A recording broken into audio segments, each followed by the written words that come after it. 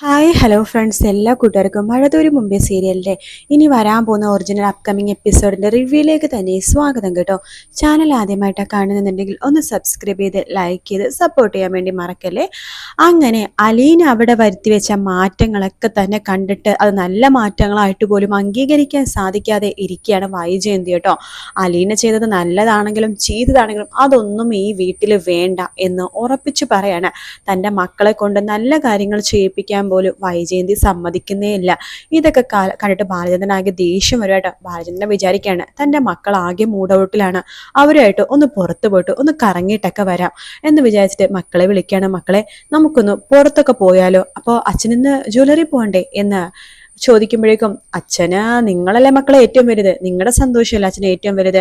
അതെ, നമുക്ക് ഒന്ന് പുറത്തൊക്കെ പോയിട്ട് ഒന്ന് കറങ്ങിയിട്ട് വരാം. ഇന്നത്തെ പുറത്തുനിന്നുള്ള ഫുഡ് പുറത്തുനിന്നാവട്ടെ, ഇന്ന് ആർക്കും ക്ലാസ് ഒന്നും ഇല്ലല്ലോ, സാറ്റർഡേ അല്ലേ, അപ്പൊ അതുകൊണ്ട് പുറത്തൊക്കെ പോയിട്ട് വരാം എന്ന് പറഞ്ഞിട്ട് നമ്മുടെ വൈജയന്തിന്റെ മുമ്പിൽ തന്നെ ബാലചന്ദ്രന്റെ മക്കളെയും കൂട്ടിക്കൊണ്ട് പുറത്തേക്ക് പോകാൻ പോകുമ്പോൾ വൈജയന്തി പറയുന്നുണ്ട്, എന്നെ തോൽപ്പിക്കാൻ വേണ്ടിയിട്ടാണല്ലേ, അതിനെ നിന്നെ തോൽപ്പിച്ചിട്ട് എനിക്ക് എന്ത് കിട്ടാനാടി, തോറ്റു കിടക്കുന്ന നിന്നെ ഞാൻ എന്തിനാടി തോൽപ്പിക്കണത് എന്നൊക്കെ എന്നെ ചോദിച്ച് പുച്ഛത്തോടു കൂടി തന്നെയാണ് ബാലചന്ദ്രൻ അവിടെ നിന്ന് പോകുന്നത് കേട്ടോ.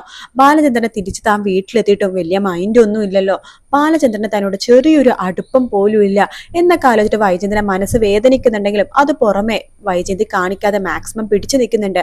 അങ്ങനെ തന്റെ 3 മക്കളെയും കൂട്ടിക്കൊണ്ട് ബാലചന്ദ്രൻ വണ്ടിയിൽ കയറുമ്പോഴേക്കും കൃഷ്ണമോള് ചോദിക്കണ്ട്, അച്ഛാ അമ്മയടുത്തൊന്ന് ചോദിക്കണോ വരുന്നുണ്ടോന്ന്. എന്തിന്, അവൾ അവിടെ ഇരിക്കട്ടെ എന്ന് പറയാണ്. നിങ്ങൾ വരുന്നുണ്ടെങ്കിൽ വാ, വരുന്നില്ലെങ്കിൽ വേണ്ട, ഞാൻ ഒറ്റക്ക് പോയിക്കോളാം എന്ന് പറയണയോ. അച്ഛ വേണ്ട, നമുക്ക് പോകാം എന്ന് പറയണ്ട. അങ്ങനെ തന്നെ 3 മക്കളെയും കൂട്ടിക്കൊണ്ട് പാർക്കിലും ബീച്ചിലും അതുപോലെ തന്നെ ഭക്ഷണം കഴിക്കാനൊക്കെ ഒരുമിച്ച് പോയിട്ട് പിന്നീട് അവരുടെ ജ്വല്ലറി ഷോപ്പിലും അവിടേക്കിനെ ജസ്റ്റ് അതുപോലെ തുണിക്കടയിലൊക്കെ കയറുന്നുണ്ട്. എൻ്റെ മക്കൾക്ക് ഇഷ്ടപ്പെട്ട സാധനങ്ങളൊക്കെ വാങ്ങിച്ചു കൊടുക്കാണ് ബാലചന്ദ്രൻ. ആ സമയത്ത് റോഹി തന്റെ ആഗ്രഹം വീണ്ടും ബാലചന്ദ്രനോട് പറയണം. ഞാൻ അച്ഛനോട് പറഞ്ഞു പുതിയൊരു ബൈക്കിന്റെ കാര്യം. ഇത് കേട്ട് ഭവിത പറയണ്ട്, എടാ നിനക്ക് ബൈക്ക് മേടിച്ചിട്ട് 3 വർഷം പോലും ആയില്ലല്ലോ, അപ്പോഴേക്കും പുതിയ ബൈക്കോ, ഇതെന്താടാ തുണി പോലെയാണോ, പെട്ടെന്ന് മാറ്റാനായിട്ട് എത്ര രൂപയാണെന്ന് അറിയാവോ, നിനക്കറിയില്ലേ അച്ഛൻ്റെ ഇപ്പോഴത്തെ അവസ്ഥ. വേണ്ട, ബൈക്കൊന്നും വേണ്ട, ഉള്ള ബൈക്കിനെ മതി. അഥവാ ബൈക്കിന് പോകേണ്ട ഒരു ആവശ്യമില്ല ചേവന, ഇവന്റെ കോളേജ് അടുത്ത് തന്നെയല്ലേ, വെറുതെ ബൈക്കിന് ഷോ കാണിക്കുക എന്ന് പറയുമ്പോഴേക്കും റോഹി പറയണ്ട്, അച്ഛാ അത് വേറൊന്നുമല്ല അച്ഛാ, അത് ആ ബൈക്ക് മനസ്സിലായി, നിനക്കൊരു പുതിയ ബൈക്ക് വേണം, അതല്ല കാര്യം, നമുക്ക് ആലോചിക്കാടാ.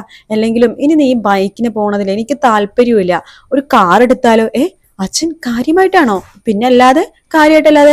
ഇപ്പൊ എനിക്കൊന്ന് വയ്യാണ്ടൊന്നും ഇരിക്കേണ്ടി വന്നാലോ, അല്ലെങ്കിൽ എനിക്ക് എവിടെയെങ്കിലും പോകേണ്ടി വന്നാലോ നീ കാർ എടുക്കുമല്ലോടാ, അപ്പൊ നിനക്കൊരു കാർ മേടിച്ചു തന്നാലോ എന്ന് ആലോചിക്കണം. അല്ലെങ്കിൽ ഈ ബൈക്കിനേക്കാളും കുറച്ചൊരു സേഫ് കാറാണ്. നിന്റെ കോളേജ് പഠിത്തം കഴിയട്ടെ, നീ നല്ല മാർക്കിൽ പാസ്സാവും. അങ്ങനെയാണെങ്കിൽ നീ സ്വപ്നം പോലും കാണാത്ത നിന്റെ ഇഷ്ട കാറ് നിന്റെ മുമ്പിൽ വരും. എങ്കിൽ അച്ഛൻ നോക്കിക്കോ, ഞാൻ ഈ പ്രാവശ്യം പരീക്ഷയ്ക്ക് നല്ല മാർക്ക് മേടിക്കും. കാറ് കിട്ടാൻ വേണ്ടിയിട്ടാണോടാ? അല്ലച്ച, അല്ലെങ്കിലും ഞാൻ നല്ല മാർക്ക് മേടിക്കും. അത് ഞാൻ അലീന ചേച്ചിക്ക് കൊടുത്ത വാക്കാണ്. കൊള്ളാട മക്കളെ, നിങ്ങൾ ഇങ്ങനെ തന്നെയായിരിക്കണം. അലീന ചേച്ചി നിങ്ങളുടെ അടുത്ത് എത്ര ദൂരെയാണെങ്കിലും ചേച്ചിയുടെ മനസ്സ് നിങ്ങളുടെ കൂടെയാണ്. അതുപോലെ നിങ്ങളും അലീനക്ക് വേണ്ടിയിട്ട് നിങ്ങളെ കൊണ്ട് പറ്റുന്ന പോലെ പഠിച്ചും മിടുക്കരായിട്ട് വേണം കാണിക്കാനായിട്ട്. അങ്ങനെ വേണം അലീനയുടെ മനസ്സിലെ ആ ഒരു സ്നേഹം നിങ്ങൾ നിലനിർത്താനായിട്ട്. അത് തീർച്ചയായിട്ടും അങ്ങനെ ആയിരിക്കും അച്ഛാ.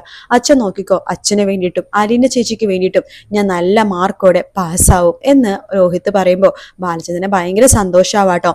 താൻ സ്വപ്നം കണ്ട തന്റെ മക്കളെ തന്റെ കൈകളിൽ ഏൽപ്പിച്ചിട്ടാണ് അലീന പോയിരിക്കണത് എന്ന് ആലോചിച്ചിട്ട് ബാലചന്ദ്രൻ അലീന അടുത്ത് 1000 നന്ദി മനസ്സിൽ പറയാണ്. അതേസമയം നമ്മുടെ അലീനയുടെ അടുത്ത് സംസാരിക്കുന്ന സമയത്ത് മനുവിനെ മനസ്സിലായി അലീന നിൽക്കുന്ന സ്ഥലത്തിന്റെ പേര് കുളത്തൂർ പുഴ. അപ്പൊ അവിടെയാണ് അലീനുള്ളത് എന്ന് മനസ്സിലാക്കാണ് നമ്മുടെ മനു. അങ്ങനെ ആരോടും പറയാതെ മനു അലീനക്കൊരു സർപ്രൈസ് കൊടുക്കാൻ വേണ്ടി തന്നെ കുളത്തൂർ പുഴയിലേക്ക് പോകുന്ന ഭാഗമാണ് നമ്മൾ ഇനി വരുന്ന എപ്പിസോഡിൽ കാണാൻ വേണ്ടി പോകുന്നത് കേട്ടോ. അങ്ങനെ അവിടെ നമ്മുടെ മനു ആണെന്നുണ്ടെങ്കിൽ ഓട്ടോ വിളിച്ചിട്ടാണ് ആ ഒരു സ്റ്റാൻലിയുടെ വീട്ടിലേക്ക് പോകുന്നത്. അപ്പൊ ഓട്ടോ ആ ഒരു ഗേറ്റിന്റെ അവിടെ എത്തുമ്പോഴേക്കും നമ്മുടെ മനു ചോദിക്കണ്ട, എന്താ ചേട്ടാ എന്ന് ചോദിക്കുമ്പോഴേക്കും, അയ്യോ മോനെ ഞങ്ങൾ അകത്തേക്കില്ല. അതെന്താ? അതെ, ഇവിടെ മനുഷ്യരെ തിന്ന വലിയ വലിയ നായ്ക്കളുണ്ട്, കണ്ടു കഴിഞ്ഞാൽ പേടിയാവും. സിംഹം, കരടി, പുലി എന്നൊക്കെ കണ്ടിട്ടില്ലേ, അതിനെ വെട്ടിച്ച ഐറ്റമാ ഇതിന്റെ ഉള്ളിലുള്ളത്. ആ ആൾക്കാരെ കടിച്ചു തിന്നോ? കടിച്ച് തിന്നിട്ടുള്ള അറിവൊന്നുമില്ല, പക്ഷെ കണ്ടാ പേടിയാവും. പറയാൻ പറ്റില്ല, നമ്മുടെ കഷ്ടകാലത്തിനെ കടിച്ച് തിന്നാലോ. എനിക്ക് ഈ ഓട്ടോ കൊണ്ടിട്ടല്ലേ മോന് ജീവിക്കണത്, അതുകൊണ്ട് ഞാൻ അതിന്റെ അകത്തേക്കില്ല. സാരില്ല ഏട്ടാ, ഞാൻ പോയിക്കോളാം എന്ന് വേണ്ടി പൈസ എടുത്തിട്ട് മനു അകത്തേക്ക് കയറുക കേട്ടോ. ആ സമയത്ത് ബാൽക്കണിയിൽ തന്നെ നമ്മുടെ അലീനുണ്ട്. അലീന മനുവിനെ കാണുമ്പോൾ തന്നെ ഭയങ്കര ഷോക്കായി പോവാണ്. മനുവേട്ട എന്ന് പറഞ്ഞിട്ട് മനുവിന്റെ അടുത്തേക്ക് ഓടി വരുവാണ് അലീന കേട്ടോ. ആ അലീന അല്ല മനുവേട്ട എന്താ സർപ്രൈസ് ആയിട്ട് ഇതെങ്ങനെ കണ്ടെത്തി? അതൊക്കെ ഞാൻ കണ്ടെത്തിയെന്നേ എന്ന് പറയാണ്. ആ സമയത്ത് നമ്മുടെ മനുവിന്റെ കൈ പിടിച്ച അലീന മനുവേട്ട എന്ന് പറഞ്ഞിട്ട് അകത്തേക്ക് കൂട്ടിക്കൊണ്ട് പോകുന്നുട്ടോ. അലീനയുടെ രൂപവും ഭാവവും സംസാര രീതിയൊക്കെ നല്ല രീതിയിൽ തന്നെ വ്യത്യാസമുണ്ട്. മുമ്പത്തെ അലീനയേ അല്ല എന്ന രീതിയിലാണ് ഇപ്പൊ അലീന കേട്ടോ. അലീനെ അടിമുടി നോക്കാണ് മനു. എന്ത് പറ്റി മനുവേട്ട? ഒന്നുമില്ല എന്ന് പറഞ്ഞിട്ട് അകത്തേക്ക് കൊണ്ടുപോകുന്നുണ്ട്. ആ സമയത്ത് നമ്മുടെ വല്യപ്പച്ചൻ അവിടെ തന്നെ ഉണ്ട് കേട്ടോ, ഔതുക്കുട്ടച്ചായ. അപ്പോൾ ഇതിങ്ങനെ നോക്കുവാണ് രണ്ടുപേരും മാറി മാറി. അപ്പോൾ അലീന പറയണ്ട്, വല്യപ്പച്ച ഇതാണ് മനുവേട്ടൻ. ഞാൻ പറഞ്ഞിരുന്നില്ലേ? മനസ്സിലായി മോളെല്ലാവരെയും കുറിച്ച് എല്ലാം പറഞ്ഞിട്ടുണ്ട്. അല്ല മോൻ ഇവിടെയാണോ വർക്ക് ചെയ്യുന്നത്? അല്ല, ഞാൻ വർക്ക് ചെയ്യണത് എറണാകുളത്താണ്. ഞാനിപ്പോ 2 ദിവസമായിട്ട് ലീവാണ്. അപ്പോൾ ഈ വഴി ജസ്റ്റ് പോയപ്പോഴേക്കും അലീനെ കാണാന്ന് വിചാരിച്ചു. അങ്ങനെയാണോ? മോൻ എവിടെയാ വർക്ക് ചെയ്യണത്? ഞാൻ ഇൻഫോ പാർക്കിലാണ്. IT ഫീൽഡ് ആണോ? അതെ എന്നൊക്കെ പറഞ്ഞിട്ട് സംസാരിച്ചുകൊണ്ടിരിക്കണം. നിങ്ങൾ സംസാരിച്ചുകൊണ്ടിരിക്കുക, ഞാൻ ചായ എന്തെങ്കിലും എടുക്കാം എന്ന് പറഞ്ഞിട്ട് അലീന അകത്തേക്ക് പോകുന്നുണ്ട്. അങ്ങനെ ഔതുക്കുട്ടി മനുവും കൂടി സംസാരിച്ചുകൊണ്ടിരിക്കണം. ഔതുക്കുട്ടിക്ക് മനുവിനെ ഇഷ്ടപ്പെടുന്നുണ്ട് കേട്ടോ. നല്ല രീതി, നല്ല സംസാരം ഒക്കെ തന്നെ. പക്ഷെ അലീനയും മനു ഇടക്കിടക്ക് കണ്ണുകൊണ്ടൊരു ആക്ഷനൊക്കെ കാണുമ്പോൾ ഔതുക്കുട്ടിക്ക് കാര്യം മനസ്സിലായി. രണ്ടുപേരും തമ്മിൽ വെറും ഒരു സൗഹൃദവും അത് കാര്യങ്ങളൊന്നും അല്ല, അതിനപ്പുറം വേറെ എന്തോ ഉണ്ടെന്നു. കാരണം വേറെ ആർത്ത് സംസാരിക്കണേക്കാളും അലീനക്ക് മനുവിനോട് സംസാരിക്കുമ്പോൾ കണ്ണിലൊരു പ്രത്യേക പ്രകാശം ഉള്ളതായിട്ട് ഔതുക്കുട്ടിക്ക് ശരിക്കും മനസ്സിലായിട്ടോ. അങ്ങനെ നമ്മുടെ അലീന ചായ എടുത്തിട്ട് 2 പേർക്കും കൊടുക്കുന്നുണ്ട്. ശേഷം മനുവിനോട് അലീന പറയുന്നുണ്ട്, അതെ പപ്പേനെ കാണാൻ വേണ്ടി പോകാം വാ എന്ന് പറഞ്ഞിട്ട് നമ്മുടെ സ്റ്റാൻലിയുടെ റൂമിലേക്ക് മനുവിനെയും കൂട്ടിക്കൊണ്ട് പോകുവാണ് ചെയ്യണം കേട്ടോ.